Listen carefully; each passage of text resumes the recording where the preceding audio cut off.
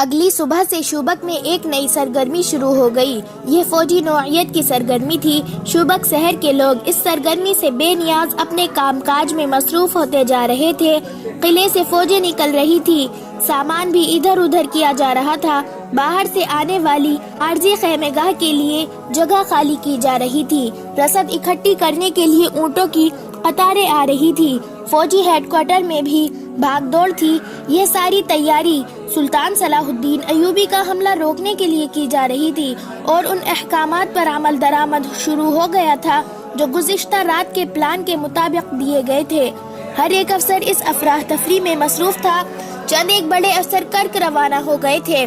صرف ایک لڑکی تھی جو اس سرگرمی اور بھاگ دوڑ سے لا تعلق تھی۔ یہ وہی لڑکی تھی جو زخمی حدید کو لائی تھی۔ اس کے افسر ہرمن نے لوزینہ کے نام سے پکارا تھا۔ رات اسے کانفرنس کے کمرے سے آدھی رات کے بعد فراغت ملی تھی۔ وہ جاسوسی کے خصوصی شعبے سے تعلق رکھتی تھی، اسی لیے کانفرنس میں اس کی ضرورت تھی۔ اس سے قاہرہ کے ان افراد کے متعلق رپورٹ لینی تھی جن کے پاس وہ جاتی رہی تھی۔ آدھی رات کے بعد نیند اور گھڑ سواری کی تھکن نے اسے نڈھال کر دیا تھا۔ کانفرنس کے بعد ایک افسر نے اس سے کہا تھا اسے ڈاکٹر کے حوالے کر دیا گیا ہے۔ تمہیں اس کی اتنی زیادہ پریشانی نہیں ہونی چاہیے۔ تمہاری ڈیوٹی ایسی ہے جس میں ایسے جذبات کامیاب نہیں ہونے دیا کرتے۔ اور اس کے اپنے شعبے کے بڑے افسر ہرمن نے اس سے کہا تھا اگر آج رات میں نہ ہوتا تو کونارڈ اور گے آف لوزینان جیسے بادشاہ جو کسی کو بخشا نہیں کرتے تمہیں قید میں ڈال دیتے۔ تمہارے محافظ کا انتظام کر دیا گیا ہے اور تمہارے لیے یہ حکم ہے کہ تم اس سے نہیں ملو گی۔ لوزینہ نے حیرت اور مایوسی سے پوچھا کیوں؟ کیا میں اس کا شکریہ بھی ادا نہ کر سکوں گی؟ ہرمن نے کہا نہیں، کیونکہ وہ دشمن کا فوجی ہے۔ تم اپنا شعبہ جانتی ہو کیا ہے۔ ہم تمہیں اس سے ملنے کی اجازت نہیں دے سکتے۔ یہ تو ہمارے فن اور فرض کا تقاضا ہے۔ میں یہ بھی دیکھ رہا ہوں کہ اس کے ساتھ تمہاری جذباتی وابستگی ہو گئی ہے۔ تمہیں دشمن کے ساتھ ایسی وابستگی کی اجازت نہیں دی جا سکتی۔ لوزینہ نے کہا آپ مجھے صرف اتنا سا یقین دلا دیں کہ اس کی مرہم پٹی ہو گئی ہے اور اسے صحیح سلامت واپس بھیج دیا جائے گا۔ ہرمن نے جھنجھلا کر کہا لوزینہ میں تمہیں یقین دلاتا ہوں کہ تمہاری یہ خواہش پوری کر دی جائے گی۔ اور سنو، تم بڑے مشکل اور خطرناک مشن سے واپس آئی ہو اور تمہارا سفر زیادہ خطرناک تھا۔ تمہیں آرام کے لیے 10 دن کی چھٹی دی جاتی ہے، مکمل آرام کرو۔ یہ باتیں رات کو ہوئی تھی۔ وہ اپنے کمرے میں چلی گئی۔ جاسوس لڑکیوں کی رہائش ہائی کمان کے ہیڈ کوارٹر سے بہت دور تھی۔ اس جیسے اعلیٰ درجے کی جاسوس لڑکیاں نہایت اچھے کمروں میں رہتی تھی جہاں انہیں شہزادیوں جیسے سہولتیں اور عیاشی میسر تھی۔ ان کی ڈیوٹی ایسی تھی کہ انہیں مسلمان ملکوں میں بھیجا جاتا تھا جہاں پکڑے جانے کی صورت میں انہیں ہر قسم کی اذیت اور ذلت میں ڈالا جا سکتا تھا۔ موت یا سزائے موت تو یقینی تھی۔ ایسی ڈیوٹی کا تقاضا تھا کہ ان لڑکیوں کو دنیا کی ہر آسائشیں مہیا کی جائے۔ لوزینہ کمرے میں جاتے ہی سو گئی۔ دوسرے دن اس کا جسم ٹوٹ رہا تھا۔ وہ اٹھنا نہیں چاہتی تھی لیکن وہ اٹھی اور ناشتہ کر کے باہر نکلی۔ اس کے ساتھ والے کمرے کی لڑکیاں آ گئی۔ وہ اس سے قاہرہ کی باتیں سننا چاہتی تھی۔ اس نے بہت ہی مختصر سی بات سنا کر انہیں ٹال دیا اور اسپتال کی طرف چل پڑی۔ وہ تھوڑی ہی دور گئی تھی کہ اس کی ایک ساتھی لڑکی جو اس کی ہمراز سہیلی تھی پیچھے سے جا ملی اور پوچھا لوزینہ کہاں جا رہی ہو اور تم پریشان ہو؟ یہ تھکن کا اثر ہے یا کوئی خاص واقعہ ہو گیا ہے؟ تمہیں چھٹی نہیں ملی؟ چھٹی مل گئی ہے، اس نے جواب دیا۔ ایک خاص واقعہ ہو گیا ہے جس نے مجھے پریشان کر دیا ہے۔ وہ سہیلی کو ساتھ لیے ایک درخت کے نیچے جا بیٹھی اور اسے تمام واقعہ سنا دیا۔ اسے اپنے افسروں نے جو دھمکیاں دی تھی وہ بھی سنائی اور اس نے کہا میں حدید سے ملنا چاہتی ہوں۔ مجھے ڈر ہے کہ اس کی مرہم پٹی نہیں ہوئی اور اسے شہر سے نکال دیا گیا ہے یا اسے مرنے کے لیے کسی کوٹری میں بند کر دیا گیا ہے۔ تم نے بتایا ہے کہ تمہیں اس سے ملنے سے منع کر دیا گیا ہے۔ سہیلی نے اسے مشورہ دیا یہ خطرہ مول نہ لو، تم اگر پکڑی گئی تو تم جانتی ہو تمہیں کیا سزا دی جائے گی۔ لوزینہ نے کہا اس شخص کے لیے میں سزائے موت بھی قبول کر لوں گی۔ میں تمہیں سنا چکی ہوں کہ اس نے میری خاطر اپنی جان خطرے میں ڈالی ہے۔ میری جان کو تو کوئی خطرہ نہ تھا، ڈاکو مجھے لے بھی جاتے تو چند دن مجھے خراب کر کے کسی امیر کبیر آدمی کے ہاتھ فروخت کر دیتے۔ حدید میری اس انجام سے آگاہ تھا اس نے میری عزت کی خاطر اپنی جان کی بازی لگا دی تھی۔ ڈاکوؤں نے کہا بھی تھا کہ لڑکیاں ہمیں دے دو اور چلے جاؤ۔ وہ یہ بھی جانتا تھا کہ میں پاکیزہ لڑکی نہیں، مگر اس نے مجھے امانت سمجھا۔ تم اس کے لیے جذباتی ہو گئی ہو؟ لوزینہ نے جواب دیا، ہاں، میں جذبات کا اظہار ہرمن کے آگے نہیں کر سکتی تھی، اپنا دل تمہارے آگے رکھ سکتی ہوں۔ تم میری سہیلی ہو اور عورت کا دل رکھتی ہو۔ ہماری زندگی کیا ہے؟ ہمیں خوبصورت خنجر اور میٹھا زہر ہے۔ ہماری جسم مرد کی تفریح اور فریب کے لیے استعمال ہوتا ہے۔ میں نے یہ باتیں کبھی نہیں سوچی تھی، اپنے وجود کو جذبات سے خالی سمجھا تھا، مگر اس آدمی کے جسم کو میں نے اپنے جسم کے ساتھ لگایا تو میرے وجود میں وہ سارے جذبات پیدا ہو گئے جو میں سمجھتی تھی کہ مجھ میں نہیں ہے۔ میں ایک ہی بار ماں، بہن، بیٹی اور کسی کو چاہنے والی لڑکی بن گئی۔ یہ شاید اس کا اثر تھا کہ میں اپنے آپ کو بادشاہوں کے دلوں پر حکمرانی کرنے والی شہزادی سمجھتی تھی۔ مجھ میں اتنی تخریب کاری ڈالی گئی ہے کہ جابر حکمرانوں کو بھی انگلیوں پر نچا سکتی ہوں، مگر ڈاکوؤں نے مجھے بکنے والی چیز بنا دیا۔ مجھے اس سطح پر لے آئے جہاں مجھ جیسی لڑکیاں ہر رات نئے گراہک کے ہاتھ فروخت ہوتی ہیں، یا کسی مسلمان امیر یا حاکم کے ہاتھ فروخت ہو کر اس کے حرم کی لونڈی بن جاتی ہے۔ اس آدمی نے، جس کا نام حدید ہے، مجھے اس سطح سے اوپر اٹھا لیا۔ اس سے پہلے میں اس کی قیدی تھی۔ اس نے مجھے اس قابل نہیں سمجھا کہ مجھے تفریح کا ذریعہ بناتا۔ وہ ایسا کر سکتا تھا۔ اس نے مجھے نظر انداز کیا۔ پھر جب اس نے میری عزت کو بچانے کے لیے اپنا جسم کٹوا لیا تو میں نے بے قابو ہو کر اسے اپنے سینے سے لگا لیا اور اس سطح کی لڑکی بن گئی جس سے مجھے گرا دیا گیا ہے۔ مجھے سلطان صلاح الدین ایوبی کی بات یاد آئی۔ اس نے مجھے کہا تھا کہ تم کسی باعزت آدمی کے ساتھ شادی کیوں نہیں کر لیتی؟ میں نے دل میں کہا تھا، یہ مسلمان احمق ہے۔ میں اب محسوس کر رہی ہوں کہ ہمارے دشمن نے کتنی عظیم بات کہی تھی۔ میں تمہیں صاف بتا دیتی ہوں کہ میں اب جاسوسی نہیں کر سکوں گی۔ میرے دماغ میں بچپن سے جو سبق ڈالے گئے تھے وہ صحرا کی خوفناک رات نے، ڈاکوؤں کے خطرے نے اور حدید کے جسم کی حرارت اور اس کے خون کی بو نے زائل کر دیے۔ تم اتنی لمبی بات نہ کرتی تو بھی میں جان گئی تھی کہ تم کیا محسوس کر رہی ہو، اس کی سہیلی نے کہا، لیکن میں حقیقت سے آگاہ کرنا ضروری سمجھتی ہوں۔ اسے چلے جانا ہے، تم اس کے ساتھ نہیں جا سکو گی۔ وہ اگر یہاں تکلیف میں ہے تو حکم ہے کہ تم اسے نہیں مل سکتی۔ اگر پکڑی گئی تو اپنے ساتھ اسے بھی مرواؤ گی۔ لوزینہ نے منت کی، تو تم میری مدد کرو، یہ معلوم کرو کہ وہ کہاں ہے۔ مجھے صرف یہ معلوم ہو جائے کہ وہ ٹھیک ہو گیا ہے اور تندرستی کی حالت میں چلا گیا ہے تو میرے دل کو چین آ جائے گا۔ سہیلی نے کہا، ہاں، میں یہ کام کر سکتی ہوں، تم کمرے میں چلی جاؤ۔ وہ کمرے میں چلی گئی اور اس کی سہیلی کسی اور طرف نکل گئی۔ قاہرہ میں بھی فوجوں میں بہت سرگرمی تھی۔ فوج کو جنگی مشقیں کرائی جا رہی تھی۔ چند ایک دستے الگ کر لیے گئے تھے، انہیں شبخون مارنے، تھوڑی تعداد میں دشمن کی کئی گنا زیادہ نفری اور ضرب لگاؤ اور بھاگوں کی مشقیں اس طرح کرائی جا رہی تھی کہ رات کو بھی دستے چھاونی سے باہر رہتے تھے۔ سلطان صلاح الدین ایوبی ذاتی طور پر یہ مشقیں دیکھتا تھا۔ وہ تیسرے چوتھے روز اعلیٰ کمانڈروں اور دستوں کے کمانڈروں تک کو لیکچر دیتا اور انہیں نقشوں اور خاکوں کی مدد سے جنگی چالیں سکھاتا تھا۔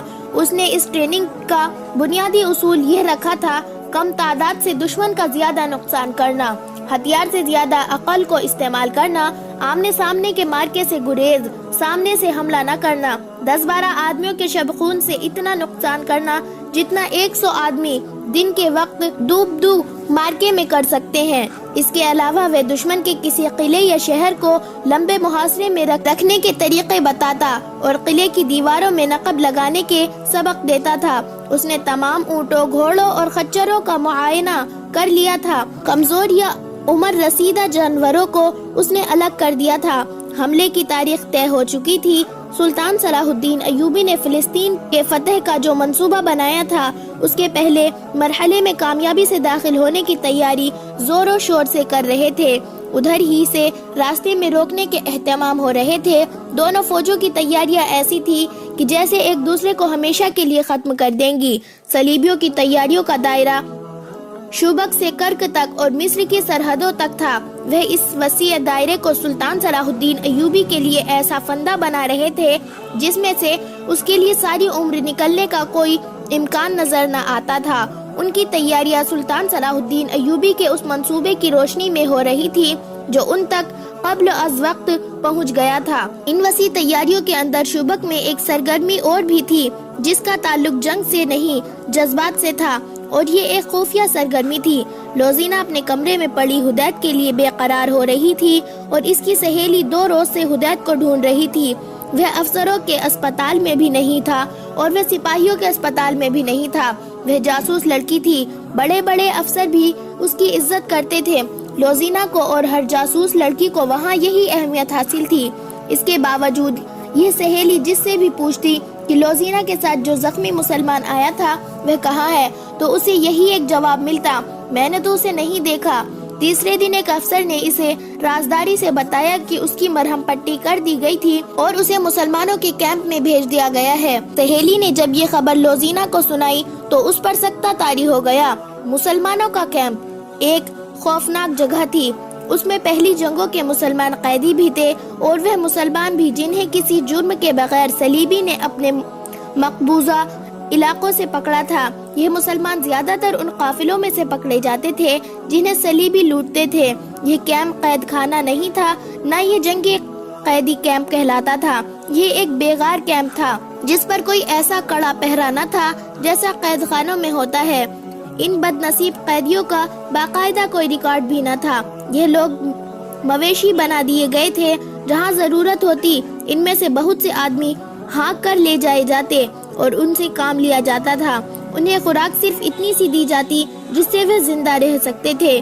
وہ خیموں میں رہتے تھے، ان میں جو بیمار پڑ جاتا اس کا علاج اس صورت میں کیا جاتا تھا کہ بیماری معمولی ہو، اگر بیماری فوراً زور پکڑ لے تو اسے زہر دے کر مار دیا جاتا تھا۔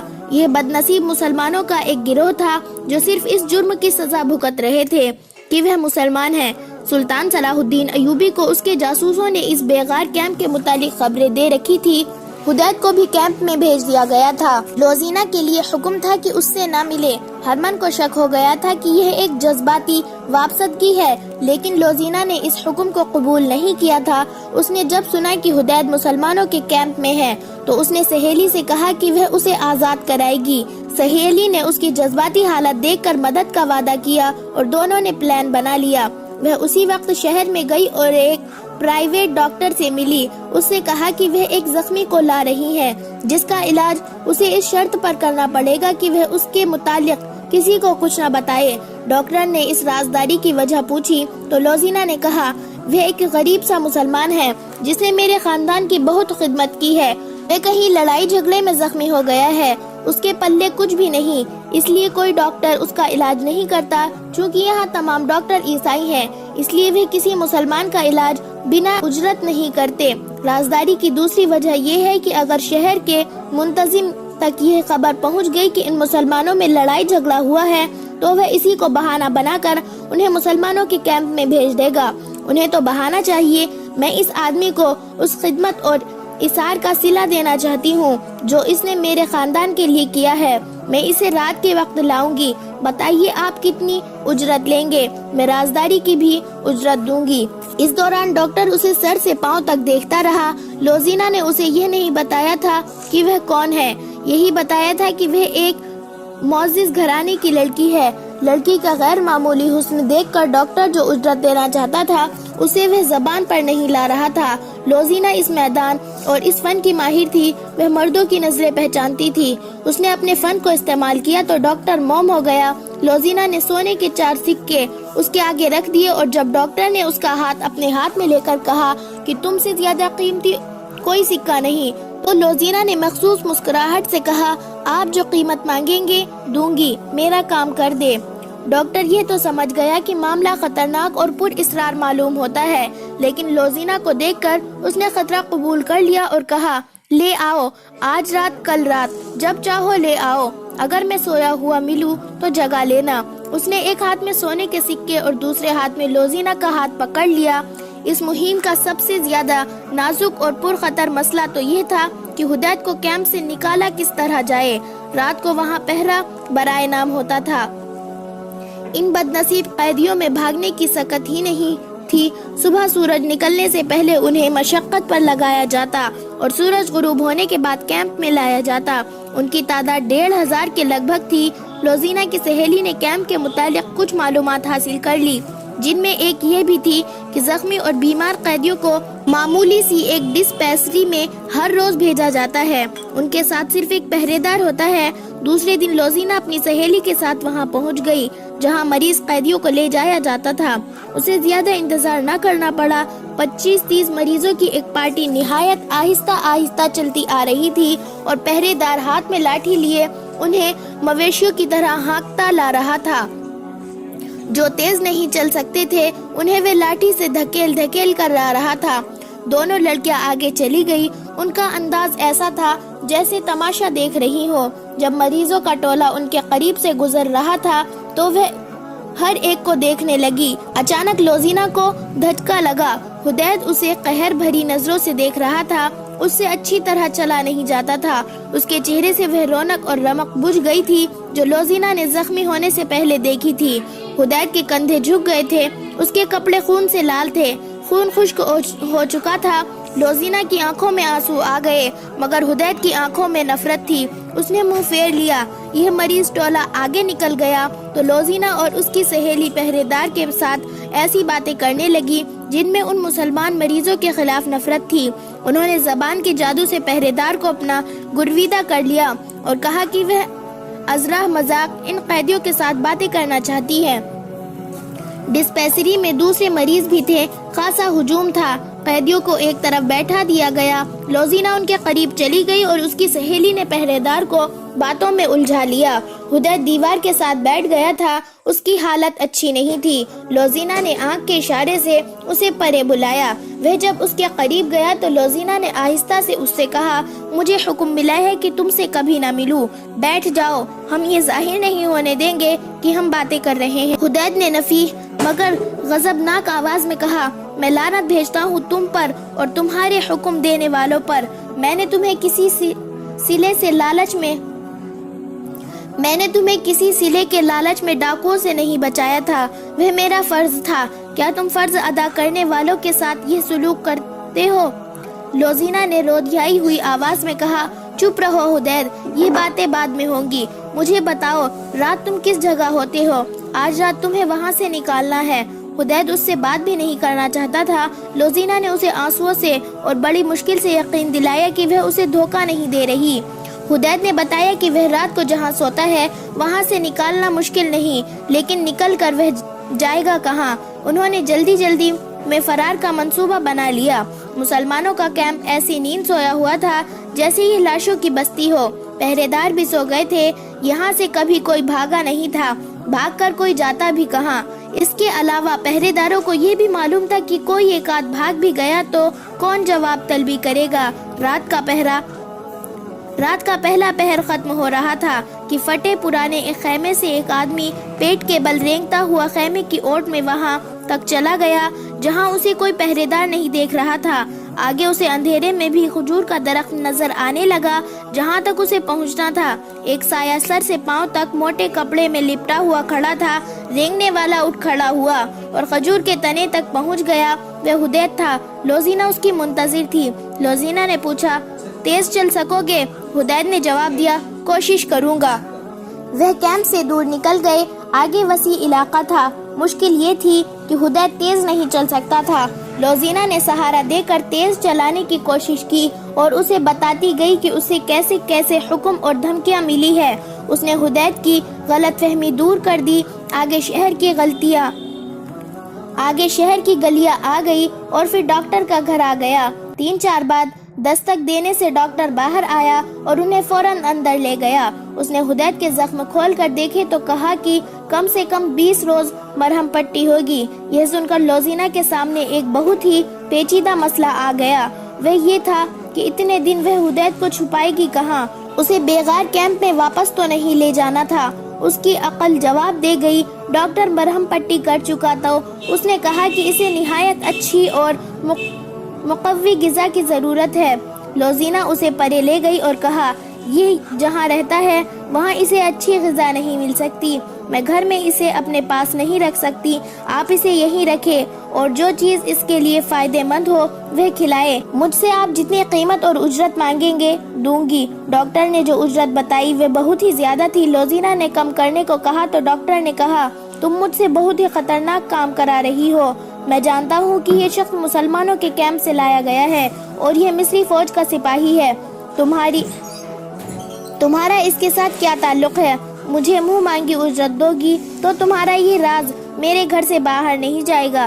لوزینہ نے کہا، مجھے منظور ہے، اور یہ بھی سن لو ڈاکٹر، اگر یہ راز فاش ہو گیا تو آپ زندہ نہیں رہیں گے۔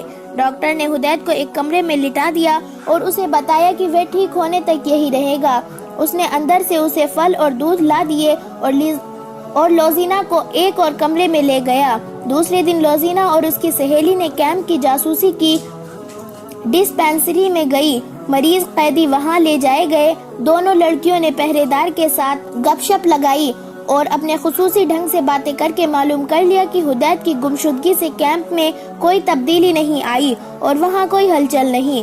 دن گزرتے گئے۔ ڈاکٹر کو کیونکہ منہ مانگی قیمت اور اجرت مل رہی تھی، اس لیے اس نے حدید کو چھپائے بھی رکھا اور اس کا علاج پوری توجہ سے کرتا رہا، اسے مقوی غذا بھی دیتا رہا۔